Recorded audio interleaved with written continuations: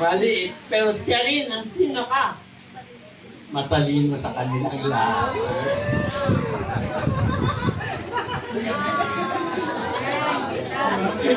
Wala. Birthday niya ngayon. At saka naman siya. Wala ka pa namang kwan? Sa birthday mo rin ikaw. Birthday mo na lang. I'm very proud of you, Biel. At nakuha mo yung talino ng tatay mo, nanay mo, lalo-lalo na sa lolo mo. Kaya ako ay sinasabi ng mga apo ko, Lolo, sino ang paborito mo talaga? Pinipilit ako.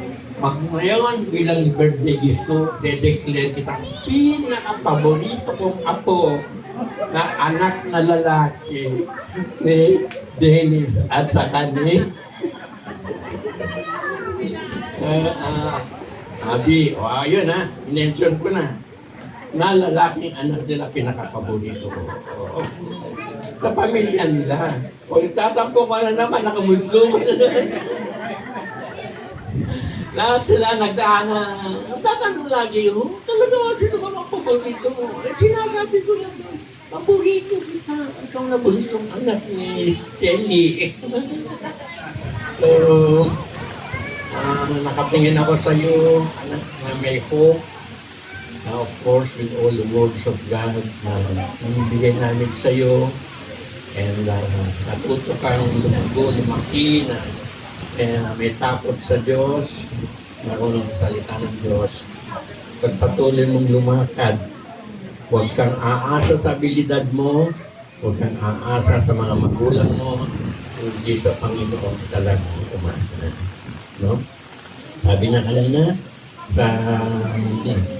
sinabi ko nga, Psalms chapter 34, verse 7, if you delight in me, all your desire, I will give, sabi ng Panginoon. Kaya sa lahat, unahin mo siya, focus ka sa Kanya, kahirapan sa kag-aaral, bigay mo sa Kanya. Alam niya lahat. Patuloy kang huwag dumepende at huwag magmalaki sa iyong mga nagagawa.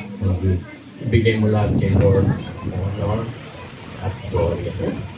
So again, I love you, and may the Lord always hold you with His mighty hand and cover you with His powerful name. As you go on, the Lord's eyes is upon you, and He sent forth many warring angels to go around you, to come around you so that you will be set free from all the work of the devil. So again, I love you and happy birthday.